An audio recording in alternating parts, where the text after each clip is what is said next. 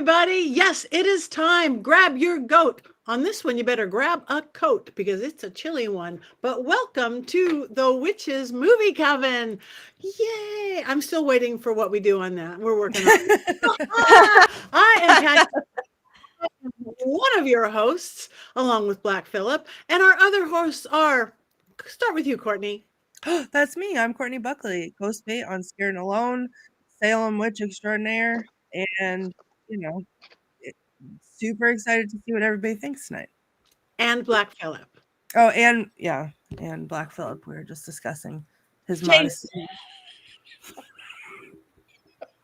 I'm Jason. I've written a lot of Llewellyn books. This is probably my favorite one, The Horned God of the Witches. My Black Phillip is not leaking his innards for all to see.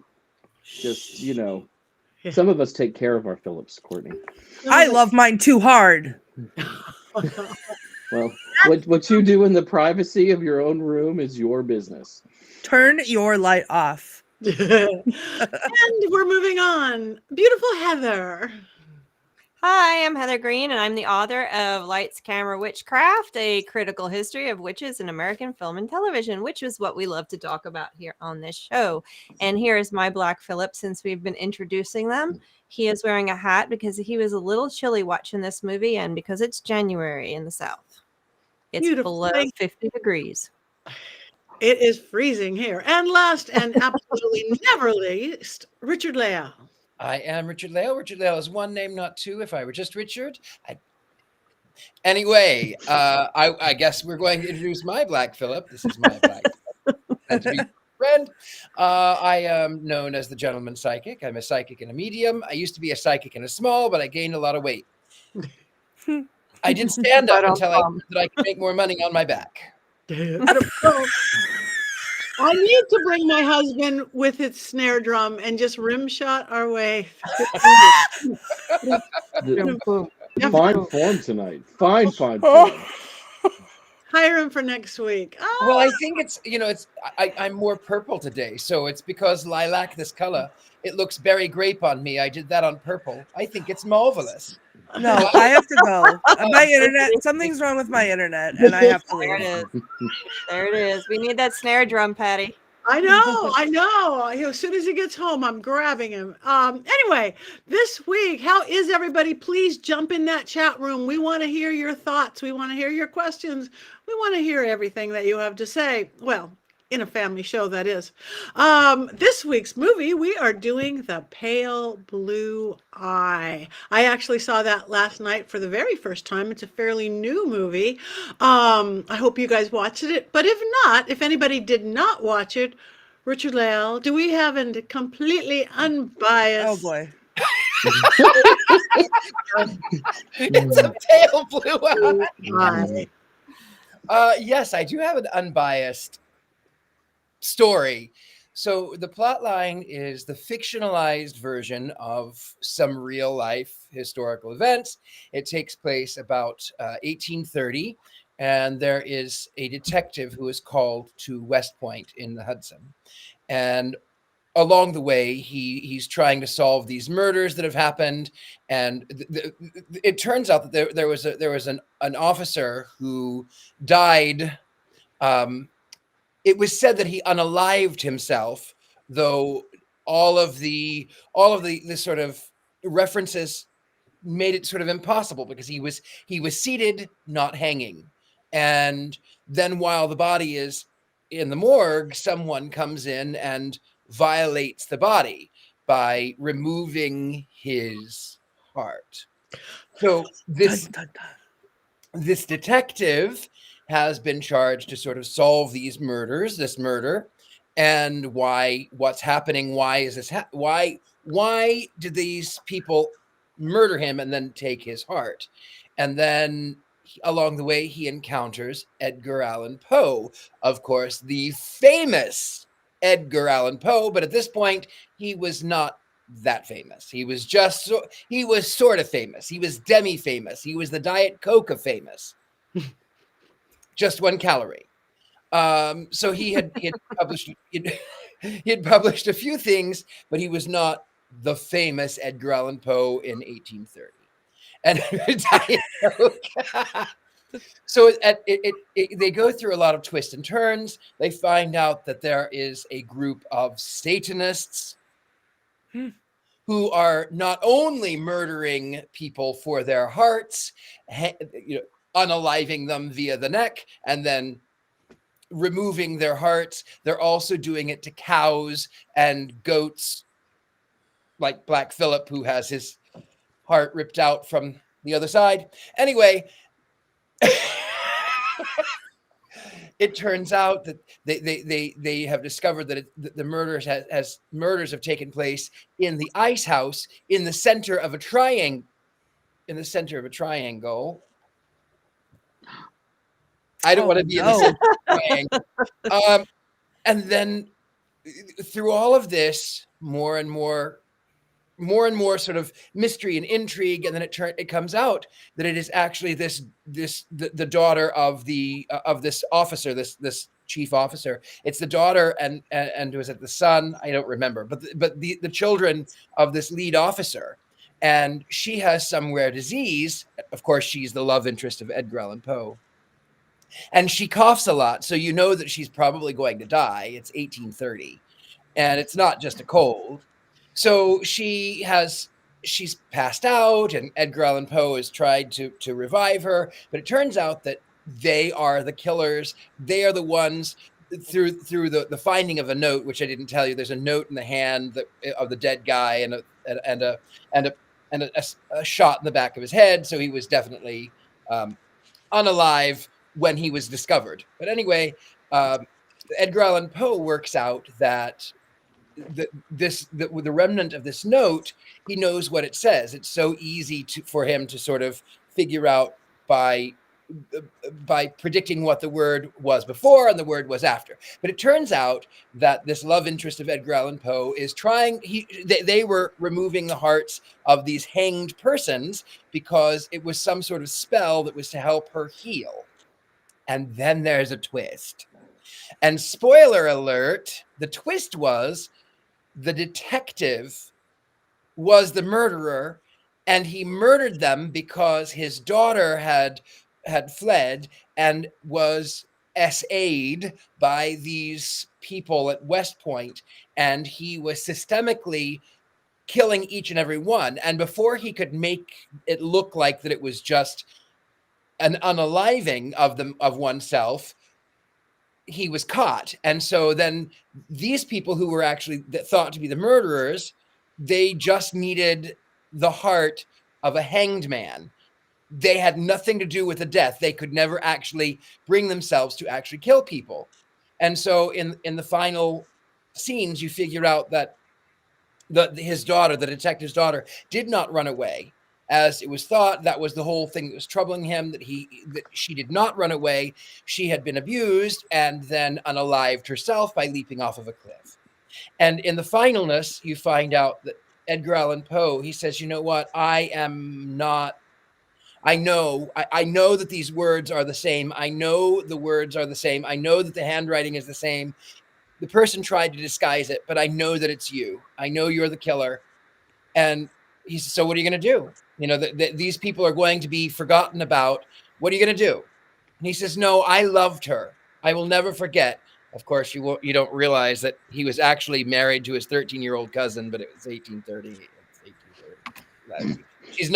She is not his 13-year-old cousin.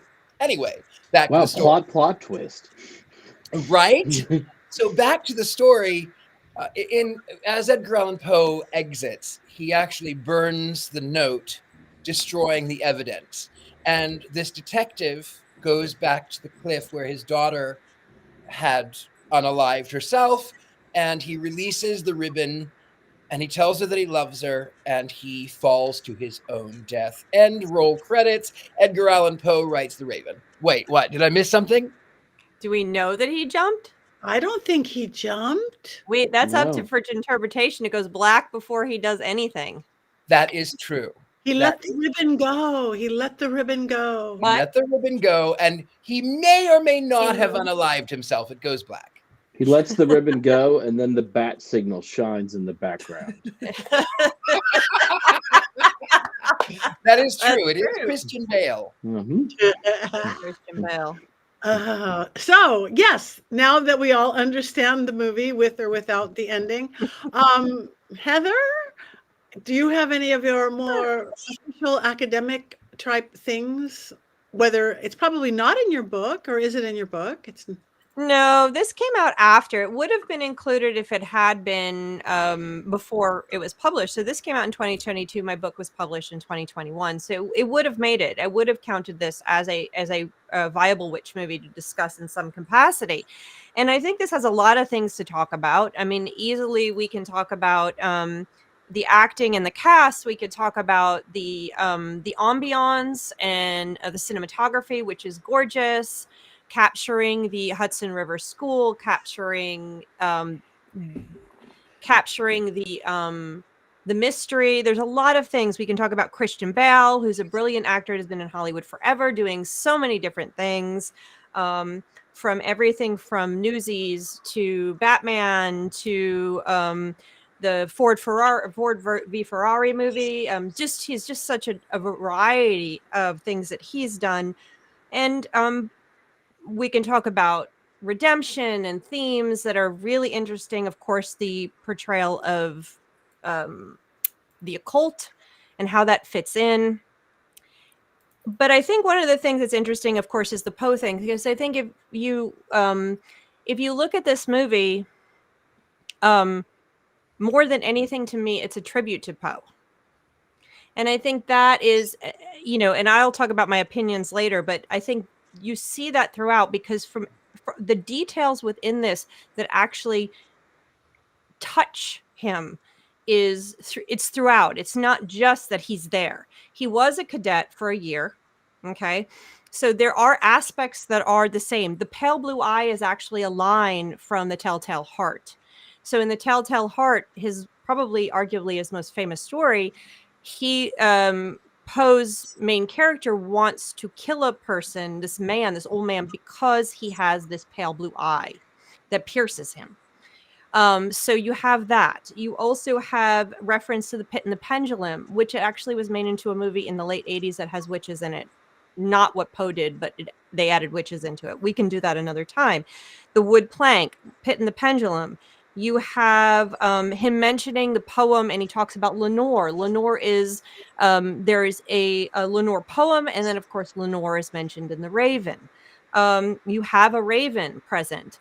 You have, there is a story called Landor's Cottage, and Landor is the main character of this. Not connected, but the original author of the book that this movie was based on obviously was either research Poe, a Poe fan or something, because he keeps touching on it throughout. There's all these things. The poem that Poe reads into Leah, the girl inside the movie, is not a real poem. It's not one of his poems. It was made up for the movie, but it points to Poe's actual work. So you see that throughout. The other interesting thing is some of the pieces when they talk to Poe, Poe was actually, I'm looking at my notes here, how many, he was known for shenanigans is what I read when he was a cadet, causing problems, getting citations and demerits. And they mention that in the movie, he's going to get another demerit.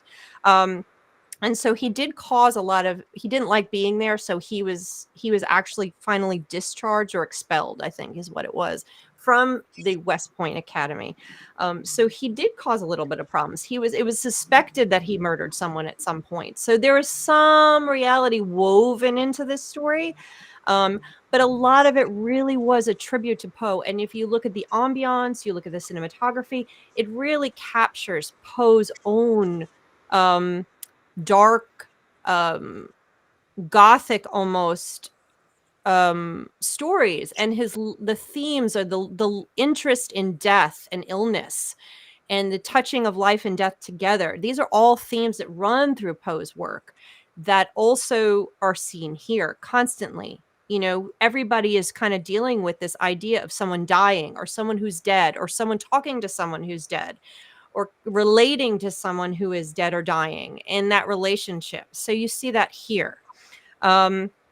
in this, as well as being what people consider often he's almost the Poe is the father of American mystery and American horror and Gothic horror. So you see that coming through in this movie. And one of the most interesting things for me was, aside from all this, because I could talk for hours on this topic, but was that I was sitting there at one point and I was listening to the music. If you listen to the score, close your eyes and listen to the score, it's extremely haunting. And the first thing that I thought of when I was listening, I'm like, oh my goodness, all of a sudden I'm thinking of Clarice Starling. And I looked at the writer of the music score, Howard Shore, for this movie was the same score for Silence of the Lambs. The music. So if you listen to the score of Silence of the Lambs and listen to the score of this, you will see it is unmistakable, and it's that haunting sound that just kind of permeates it and sits there almost like the cold fog, and it mirrors it beautifully. So you see that too, all capturing what Poe was about. And so I think this movie is more a tribute to Poe and than it is anything else. But there's a lot of other things we can talk about, the characters, but I just wanted to set that up because I think that's what this movie really presents to, the most powerful part of this movie to talk about. Okay. I will go next. I don't know what to say. I'm just going to talk about how I felt watching it. I have never been so cold watching a movie in my entire life. Truly, I'm sitting here with my heater that I'm always sitting with, and just this beautiful cinematography, the haunting music, the beautiful performances by everybody. I felt the empty, lonely, cold. I literally was like shivering in my own boots in my 80-degree house. So I immensely enjoyed not enjoying it, if that makes sense, because I don't like to be cold and I don't want to be so lonely, spooky, but I loved it. I'm a fan of I am a fan of murder mysteries. I ran a murder mystery company for 20 years. It was a beautiful murder mystery in itself. And my computer wants to update. No. No, not now. And so I just love that. Again, the characters were great, especially the main two. Their relationship together was beautiful. That could have been it in itself for me. And again, just enjoyed the mystery, enjoyed it all. Next. I'll go. I haven't gone yet. I feel like it took me 2 tries to watch this movie, and I only got halfway through. And that is not a testament to, it was a testament to like me not being in the right headspace to watch this movie. The cinematography was beautiful. Like I couldn't tear my eyes away from that. I loved the characters. I loved the performances. Edgar Allan Poe in this movie particularly is a whole mood. And I have quotes. I was furiously writing down quotes. But I found myself enjoying the characters so much, and then I had to stop and be like, I don't even know what's happening. Like, I like what they're doing and I like what they're saying, but I've lost the plot entirely. And it was really hard for me to follow, I think, because it was very slow, which I think it should have been, because it sets the tone nicely. But like, it dragged on, and I was literally at exactly halfway, and I was like, my brain can't take it anymore. And I just couldn't get through it.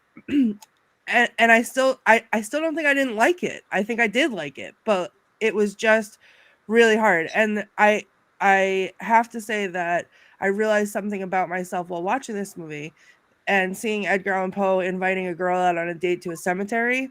I thought that's why I don't date, because I've been waiting for Edgar Allan Poe my whole life. And there it is. But yeah, I have a lot of opinions about it, but and I'm torn because I feel like it probably was. And then I looked it up. I looked up the ending, which I'm now mad that I did, because I spoiled it for myself. And usually I avoid spoilers, and I think it would have been really good, but I couldn't get there. We have a theme going here. Soon it's going to be the first half of the movie quotes by Courtney. Yeah, true. This is 2 weeks in a row. Weeks in a row. It's been, the holidays are a hard time for me. They're over. I know, but my depression is not. So I'm working on it. It's okay, Courtney. It took me 3 different watches to get through this movie. Okay, see, started it it- wasn't just me this time. I started it this morning. I didn't finish it this morning, and then I tried to wait for lunch, and I didn't finish it during lunch, and then I finished it while I was prepping for dinner later. It took me a while. I'm probably not a fan of this movie like the rest of you, but before I discuss the film's pluses and minuses, I want to talk about the magic a little bit, because I hate some of these movies where they always like, oh, it's magic, and it's like this big mystery to people that they've never seen before, or they're like, oh, we just kind of recognize that this is a weird symbol, so they must be doing magic. People in the 19th century used magic. They used a lot of magic. It was practically everywhere, especially in rural areas. It was not some sort of weird, unique thing that was going to surprise people. Some of the best-selling books in the United States in the 19th century were magical grimoires. And I just, that Especially always in the just, 1830s. yes, it just always drives me crazy how, like, they make it to be something that is so taboo that no one would have ever seen before. And that's just not the case. And not only, but also not only magic grimoires, and I don't mean to interrupt you, but not only magic grimoires, but Freemasons and Oddfellows and other mystery schools. It was everywhere. It was everywhere. And especially in New York, of all states. I mean, New York is where New York was the spiritual hotbed of movement. Weird spiritual movements in the United States during that particular period of time. But I wonder, Jason, on that point of the mystery schools and the magic, I'm wondering in 1830, though, because the great disappointment of 1848, that was years later. So the Fox sisters, they were 1830. What was it? 1838. So it's early, because it was really the Fox sisters who really kind of sparked a lot of it. But you still got the Mormons and stuff getting ready to percolate, and people were out looking for magical treasures and all sorts of things. You know, it was a very magical society in a lot of ways. Now, these people didn't think they were doing anything occult-like. It was just like being a blacksmith, somebody using magic. It was just something that you did because that was how you got through things. It wasn't probably as esoteric as we make it out to be, but it was there and it was present, and it's always like this, you know, like no way could that be present. And it's just like, no, it was. And it's something history and movie makers don't ever really talk about.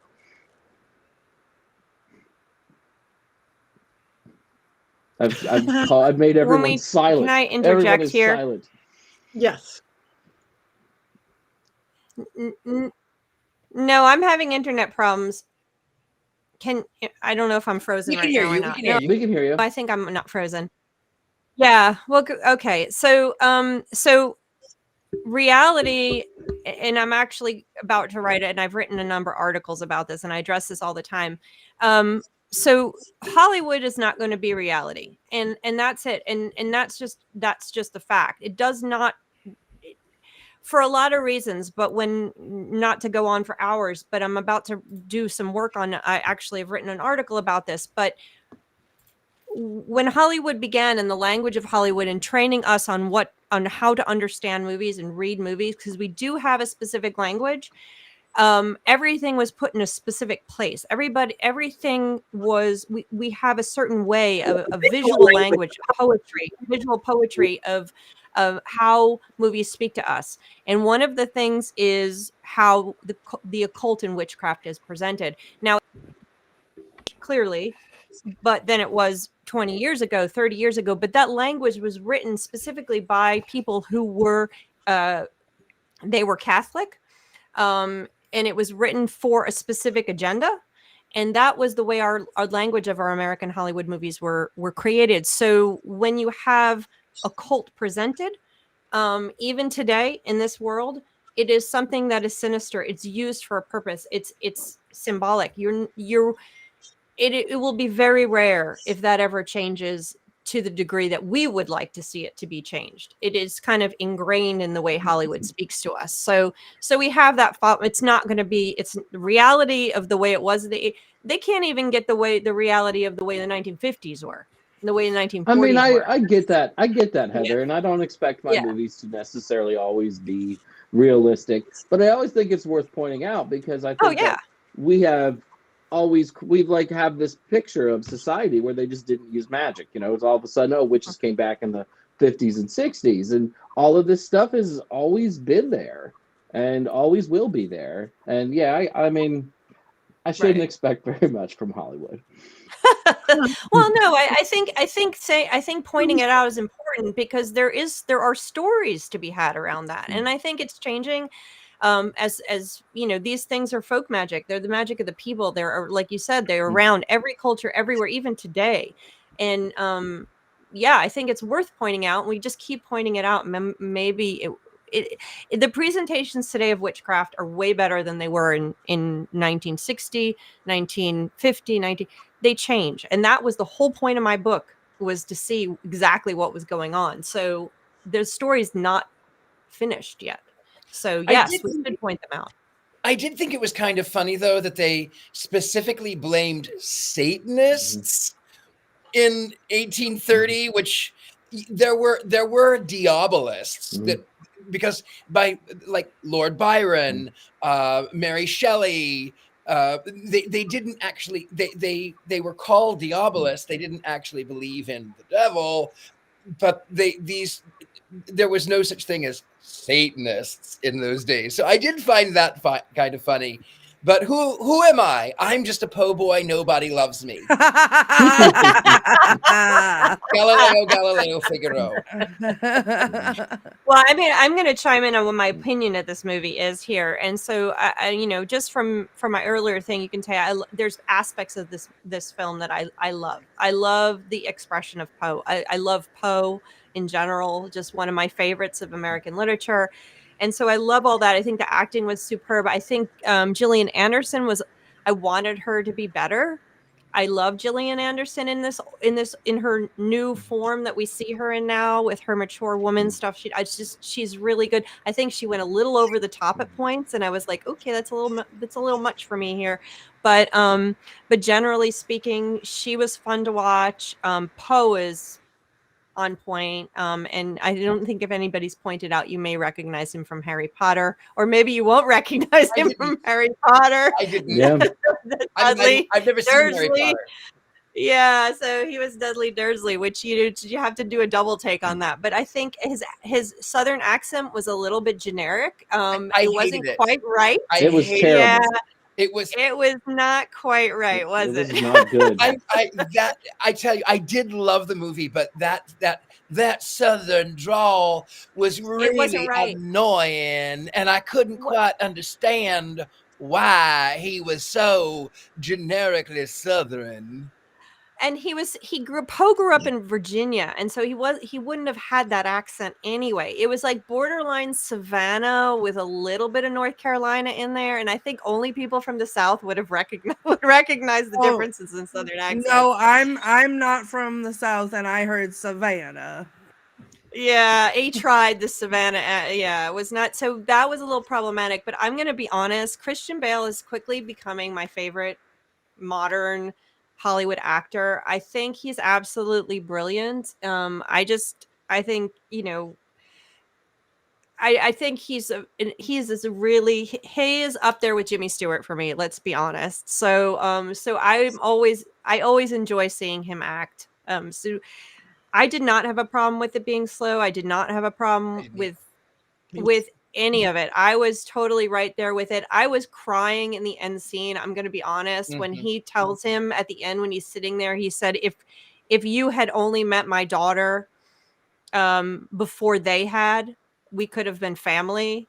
I was bawling. And the first time in the whole movie, Poe has nothing. He has no words. He's so choked up, he can't even speak, which is Not the case in the entire rest of the movie. So I think it's a beautiful moment between the two at the very end, that exchange at the end. And I love this. I love the complications of it, the complications in the story of morality. Is it justified? Was he justified in killing these people because they raped his daughter? And then you compare that to the Satanists who were doing this black magic or whatever they called it. I can't remember. They had a name for it, to save their daughter. What was that? Necromancy? Did they use that? I don't remember. They threw, I can't remember all the names, but they were actually doing this work to save their child, so you have this comparison there of the morality, who's wrong. What, they didn't kill anybody. They took the heart, although they looked like they were about to kill Poe at one point. And then the other guy, he killed a couple of people, but they had raped his daughter, who eventually then, what did you say? Unalived herself. Unalived herself. Unalived herself. So there's a morality. Who's the worst? Who's the one that we can't offer redemption to as viewers? So there's a lot of cool stuff going on there, a lot of things to think about that are very present in modern films, that kind of, where's the morality in it? So I love this. I love that kind of concept. You see that also in the movie we watched, the Pumpkinhead, in the 80s, where you have that question of morality. Is it okay? Is it justified? Did the means justify the means justify the ends, etc.? So it's nice. There's a lot of things in it. So I did enjoy it. I did not have trouble watching it through. I was right there with it. And I love the fact that he went on his first date in the cemetery as well, Courtney. I did not fall asleep, Jason. Nobody ever try. Like, the bar is set so high now for me that, like, nobody better ask me out on a date unless it's to a cemetery. Courtney, my lovely. With the talking tree. The only reason that no one has gone on a date with a cemetery with you is because that would be me, and I am very gay. So, well, we can go on a gay friend date to the cemetery in New Orleans. That would be lovely. But I'm going to tell you, I don't love New Orleans cemeteries. I just don't. Valid. You wouldn't want to know. Come back to New England. Come back to New England, to the old spooky New England cemeteries, and then come up here, and then we'll have a friend date in the cemetery. I think that's a date. That sounds like a plan. Richard, what? No, I was just saying, we met at a cemetery, you and I, for the very first time ever at Hollywood Forever. We did, and I love that cemetery. I love that. You look so, Frankie Funk's like, another friend of mine is coming along, and I'm like, who is this wonderful person? We did a photo shoot. I don't even know why we did the photo shoot. Yeah, why did we do that photo shoot? I don't know why we did that photo shoot. But as far as cemeteries go, I do miss Hollywood Forever, because Rudolph Valentino, who is my very first crush, is buried there. And I lived not far. I just lived across the street. So I would come in, and whenever I would feel like I was dejected or I was lost from Hollywood, I would go in and I would say, "Oh, Rudy, I love you. I need you." But I did love this movie. I tell you, I did watch it once upon a midnight dreary, while I pondered weak and weary. And I loved it. But I did. It was so, I thought, yes, it is.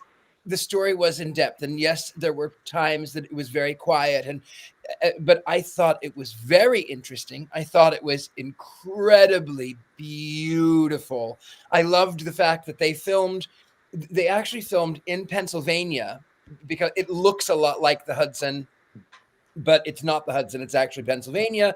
They borrowed the weaponry. The costumes were brilliant. The acting was breathtaking. And it really made me miss the Hudson. But to be fair, it also made me miss the Hudson of 170 years ago, which I remember distinctly. Oh, distinctly I remember, in the bleak of December. But I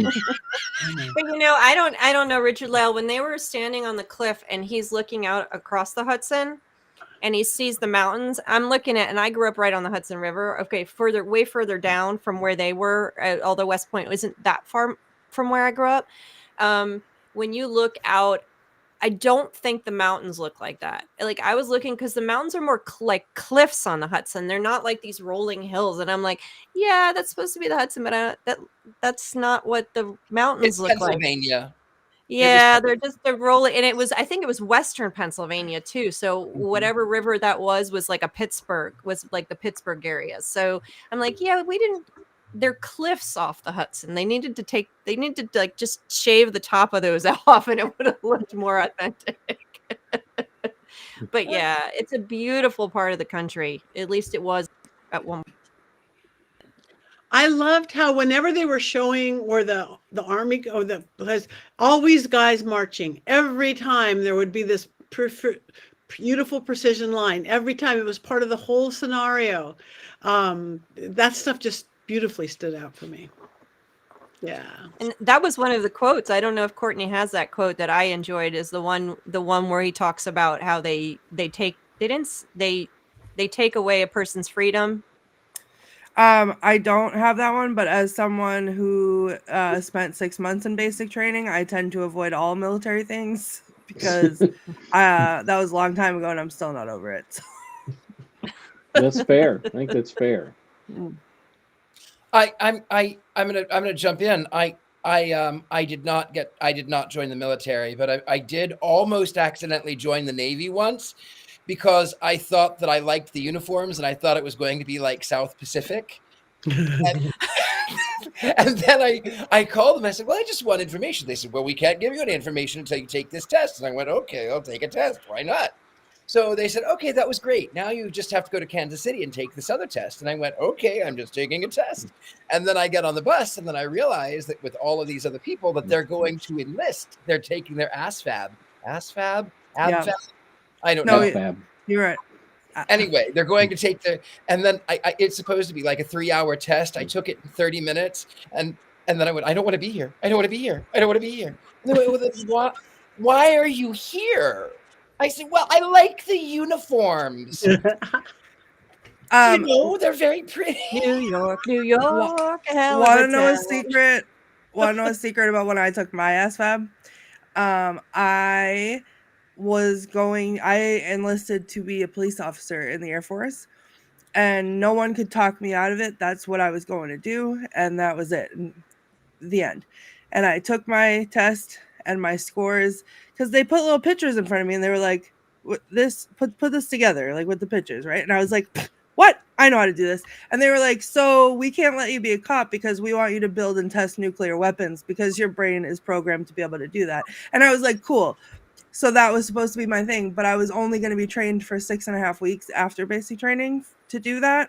So I felt like either that's what my test told me, I told them that I was capable of doing, or nuclear weapons, they just wanted a body in front of the nuclear weapons in case something went wrong. So I still to this day don't know.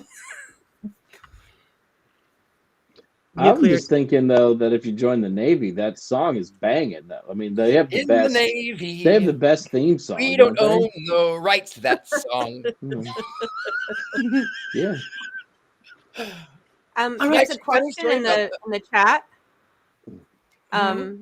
There's a question in the chat about why couldn't they use the actual Hudson instead of Pennsylvania, and that usually has to do with location scouting and taxes and the cost of shooting. And you'd be amazed at the differences. When I was working in New York in the film industry, we were supposed to be shooting a commercial that was set in front of a brownstone in New York City. So meanwhile, I was in New York City. Okay. So we're setting up for this commercial. It was cheaper for us to hire a crew and send people and the producers and everyone down to Florida, to Walt Disney World, who has a backlot, which has a New York City set, and shoot on set in Florida, in Orlando at their backlot, than to actually shoot in New York City legitimately. So that's usually what it has to do with. So it probably was too expensive for them to actually set up on the Hudson River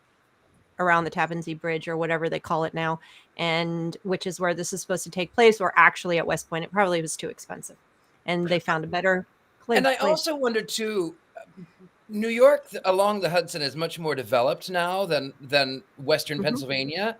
So I Yes. wonder if it would have been also not only taxes and fees and all of that, but also I wonder about the actual backdrop of how much editing would they actually have to do in post to make it look like it did 180 years ago. Right. That's true. If you get far enough up the Hudson, there are blank spots still. At least there was when I was living there, but where West Point is not nearly like it was. That's probably another factor for sure.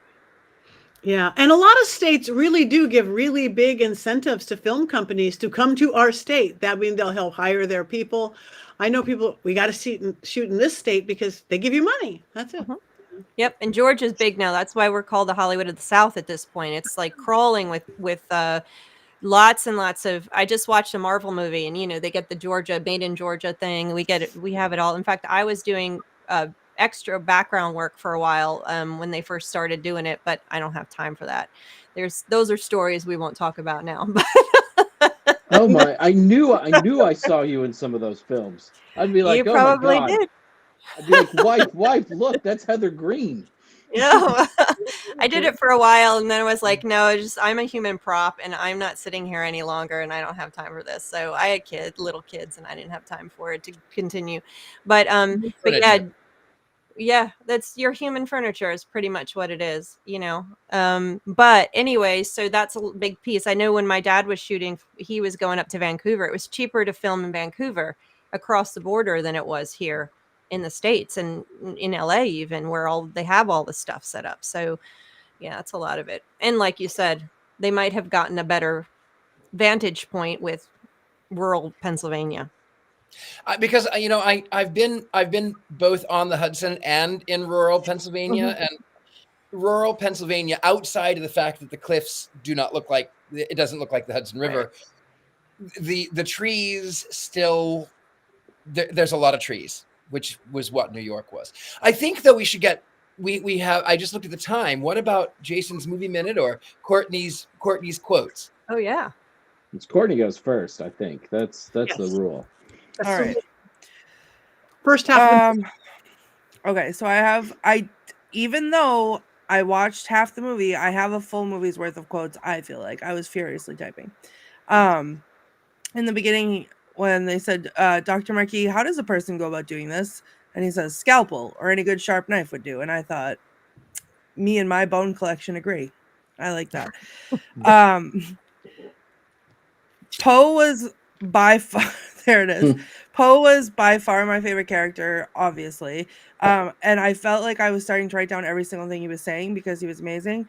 But my favorite part was when he goes into the house. I think it's the house of the detective guy. And he sees his bookshelf and he screams, books! And then he runs over to them and then he says, you have never interested me more. And then of course there's his poem that he recites to the cadets, which I'm gonna recite because there's no bad words in it. But he said, I met a lewd nude in Bermuda who thought she was shrewd, I was shrewder.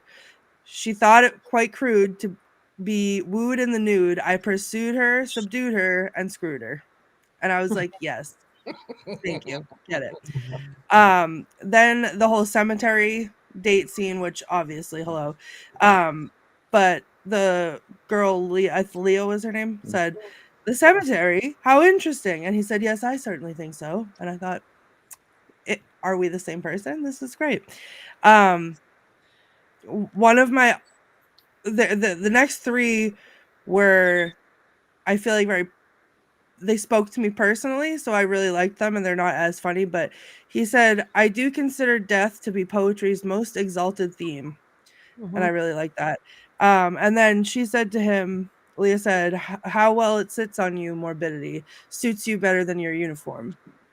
And then my all-time favorite one, which I would fully get tattooed on my body, is, at times I believe the dead haunt us because we love them too little. I thought that was beautiful. That is beautiful. And his point after that was exactly like Coco's. Was Yeah, we I have know. to remember. It was a beautiful moment. Yeah. Agreed. Thank you. Beautiful. And Jason, do we have our Mankey movie minute? We do. You all are not going to like it because, as I said, I am going to turn my light off, Jason. Oh boy. yes, everyone should have a light they can turn on and off. I Because I can't didn't like this actually, movie but I as can. much as I'll block it. I didn't like this movie as much as the rest of you. So my opinion of it is really different. So here we go. It's the wackiest detective team up in the history of Netflix. Meet Edgar Allan Poe, a wannabe poet stuck at West Point playing soldier.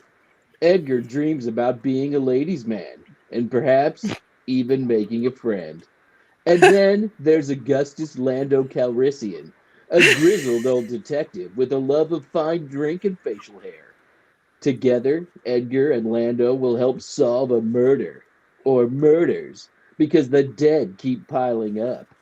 In a pre-UFO world, mutilated cows and sheep can only mean one thing: Satan. And we aren't talking about Richard-Lael's car, Mr. Satan. No, we're talking the black arts here. Serious stuff. In order to get to the heart of the matter, Edgar Allan Poe will use his poet skills to infiltrate a secret gambling ring at West Point and fall madly in love with a blonde woman whose mother puts an X in the murder files of Poe and Lando. What will happen to our dashing detectives when the evidence leads them deep into the realm of a family that worships Satan and talks to the dead? Poe knows you can't talk to a psycho like a normal human being. You can only talk to psychos if you are one of the world's greatest detectives. And then, after the movie starts to get interesting for 10 minutes, two people burn to death, and we find out that Lando Calrissian has been helping the Empire all along. Quote the Raven, don't give me any more. That might be your best one yet. I would probably have watched that movie, that one that you watched the whole way through. I I would really turn my think- light off so bad if I could reach it. Me I too. can't reach it. See, I was worried about that. I thought there was a real possibility of that. Why's But- up, Jason? I'm not going to hold it against you personally, Jason. I'm just going I to know. disagree with you, and we're just going to have to watch The Sword and the Stone to make you happy. Oh, no. Which is To movie- make it up to you, we will watch The Sword and the Stone. Heather, I've never been so proud to be your friend than I am right now. I've learned from you. I noticed. getting Yeah, rough. I mean, I would have much rather watched a buddy team up with Lando Calrissian and Edgar Allan Poe, right? That would have been really fun, and it could have like set off a whole chain of fun Netflix detective films starring this unlikely duo, right? I mean, that would have been really great. It would have been great. But you have to admit the casting was really good, and the fellow who played the captain or whatever he was, whose daughter was the The Satanist. doctor, Toby Jones. Doctor. I love Toby Jones. Yeah. That Toby Jones was actually a real person, and the casting, they are the real one and the actor are like the same person. It's amazing. So the casting was great. This is, of course, Dudley Do-Right as Edgar Allan Poe. Who's Dudley Do Wrong in the Harry Potter movies, though? I mean, let's not sugarcoat that. Can I just point out that Jason said that he loves Toby Jones? And do you know what other movie Toby Jones was in? He was in Your Highness. Yes, and so therefore Jason loves Your Highness, and he just admitted to it. So I would like a clip of that, please. Blast it on the internet. Thank you. I mean, I will take no questions. I will take no comments. That was it. Toby liked to work and would often demean himself by being in less than stellar productions. Wow. And then, he steals the show in in Captain America: Winter Soldier. He's so good as a computer program. Oh my God, I love him so much. And on those love Mhm. notes, it is time to vote. Wands up or one. One thing can I say about that girl? To me, it just looked like she had a bad cough. She was not coughing up blood and epilepsy. She had epilepsy. Yeah. Yeah, Yeah. epilepsy. You But they shouldn't need said a the epilepsy, they suggested the epilepsy was caused by her talking to her dead grandfather, great grandfather, and it was Mhm. caused. So, what her actual illness was before that, I'm not sure. Did we As ever someone find who out? as someone who just recently survived tuberculosis, I felt represented when she was coughing in 1830 because I too had ghosts in my blood, and clearly I just was seen this whole movie. I should probably give it a higher rating than I'm about to, but I'm not. Here we go. Wands up, wands down, wands neutral. Oh, Edgar Allan Poe book. It is, and it's, you know what? It's going up because, especially when Jason hates it. So I'm going to go Jason, I mean, just I to didn't hate it counterbalance. completely. I didn't hate it completely. I mean, it got has a a really down great cast. neutral. There's We some need a nice neutral. performances. Didn't It even goes on vote. too long. And then there's that weird tonal shift at the end, and I'm not sure that it really is justified or that it works. It was beautiful. It was It was beautiful. It was chilly and beautiful. Yes. So all right, it's very mixed all the way around. A lot of neutrals on this one, between down and neutral. But let's talk next week. What are we seeing next week? Do we have any Midnight graphics? Offerings. Midnight Offerings. Okay. So this one is only available, I think we discovered on YouTube. It's not the best way to watch a movie, but it's God. it's a YouTube. You can't find it anywhere else, but it's a fun one to see because I like to call it a proto craft movie. So it'll give us an opportunity to talk about ARFT. Okay. All right. So midnight offerings for next week. We have a few minutes left. We are well into the new year. We were halfway through the new year. Who has anything coming up? Anybody wants to talk about? I'll start. Oh, Heather will start. Yeah. I'll start. So I just got notice that I'm going to get to present at Charles Oz in September. So that's not till September, but it's really exciting because I just got a message, which Charles Oz is a Wizard of Oz convention in Charlotte. So I'm very excited, and the keynote speaker is Gregory Maguire, who wrote Wicked.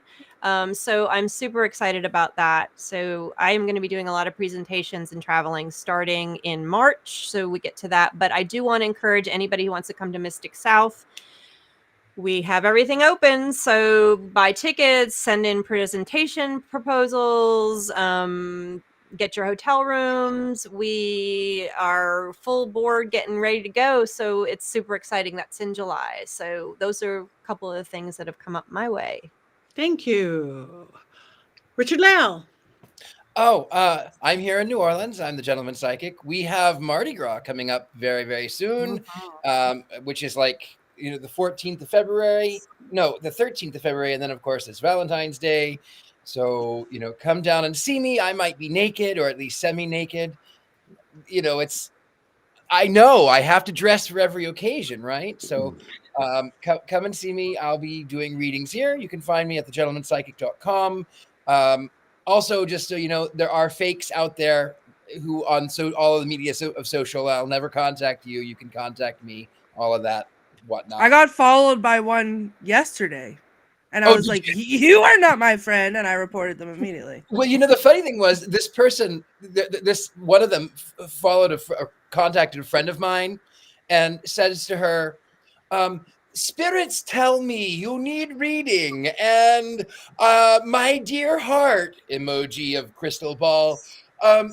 The spirit says you really need to come get reading, and I am busy. I cannot do phone reading. I must only do over text. And then she says, "Well, Richard, I'm so delighted to actually meet you. And oh yes, spirits say you are welcome to be here." Like craziness. Anyway, she played with him for a while. Richard. I know. That's the first sign. That's obvious. That's funny. Jason? I mean, when their name is Richard-Lael, I'm like, no, my friend's name is Richard-Lael, and her name is not Patti Negri, it's Patti Negri. You know, like they're not even good at this. It's terrible. It's terrible. A lot, yeah. Starting next month, I will be on the road a lot at various pagan festivals. Convocation near Detroit, Michigan, then Paganicon, which is near Minneapolis, Minnesota. Phoenix Festivals, which is in Florida, 2 hours from any airport that I can fly into, and then Sacred Space, which is near Baltimore, Maryland. So I'm really excited to be back on the road soon, as much as I love being home. And next week, this is not about really anything. I'm just going to be in LA, and I'm going to get to hang out with Patti, and I'm going to get to hang out with our producers of the show, and I'm just so excited that I get to make that trip next week. Yay! All right. Courtney. Oh, that's me. So coming up, we have our annual anti-Valentine's Day tour in Salem. So you can visit salemghosttours.com. Tickets are on sale. It is stories of love gone wrong. And it was written by me because I hate Valentine's Day, or it was partially originally written by me. It's taken on its own life now, but mostly because no one has asked me out on a date in a cemetery yet. So now you get art from that. Right. But we have friend date, not Valentine's Day love date. So still you get that. Also, I'm very excited. I just want to share this. I got to go see Beetlejuice, the musical, which I'm sure you guys, I've talked about it before, that I love so much. I saw it in May, and I haven't stopped listening to the soundtrack since. And this past weekend, it was in my state again. And I got to see it not once, but twice in a row. And it was glorious, and I loved it, and it was great. So hooray for me. And that's Yay. Thank you. All right, me, everybody else. Okay, anybody in LA in 2 days, Friday night, we are doing a vampire Babylon salon. We are celebrating Father Sebastian's 490th birthday, so it should be very special. Next week, I will be in Virginia at Tavern Paracon, some Tavern Paracon. I don't have a cute little graphic yet because I didn't give her. Hanover. Thank you, producer Rob. Hanover. I can never remember because it's called Hanover. Hanover Terracon in February, the big LA ball. We just moved to the Mayan, which is going to be really, really exciting. And then I'm on the road. I just booked Michigan Paracon. I just booked Penhurst. I've got Old Globe in Phoenix. I've got Spirits in the Sky, wherever that is. So I've got to make my little list so we can get little graphics. But go to pattinegri.com. You can find everything. Please, with all of us, like us, follow us. It makes a difference in whatever world of this media world. So on our social media, like us, tell your friends about this. If you like our show, bring them in. And that's it. So Tabitha will be there. Yay, we'll be somewhere. Tabitha. I don't know where, but she's going to be here because the voice of the gods just told me that. I feel like we're going to find Courtney a Valentine's Day date on this show. I mean, did you see that? We need to go man watching. I mean, what? I don't have. Hold on. I can't see the comments. I cannot see the comments. I can't see them. I will say, Natural Born Witch is. She says. They say, yes, I need to go love. I need a love date in a cemetery too, Courtney. Too bad Richard is battling for the opposite, battling with the other team. It's Richard-Lael. Just so you know, that's how you know that I'm not the fake one, Richard-Lael. Because the fake one is. Yeah, we need to go man watching. We need to go man watching. I don't need to go man watching. I just need a suitor who will approach me in my natural habitat, which is sweatpants and this, while I'm playing video games and being by myself, and then propose a date in the cemetery to me. I am a gentleman suitor in my sweatpants, and I am coming and knocking on the door of one Courtney Buckley, who is wearing sweatpants and playing some video games. Oh, let's go from the cemetery. Let's go to the cemetery. The fake Southern accent. There it is. I do declare. All right. Well, we are. Nobody talks like. So, Foghorn Leghorn. We have one last thing to do. I don't know. Should we do it with a bad Southern accent or cackle, or how? How can we do that? Well, I do declare that we should.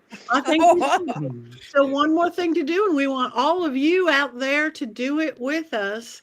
Your very best, overdone, over slow Southern. Oh no! 1, 2, 3. Ay, ay, ay.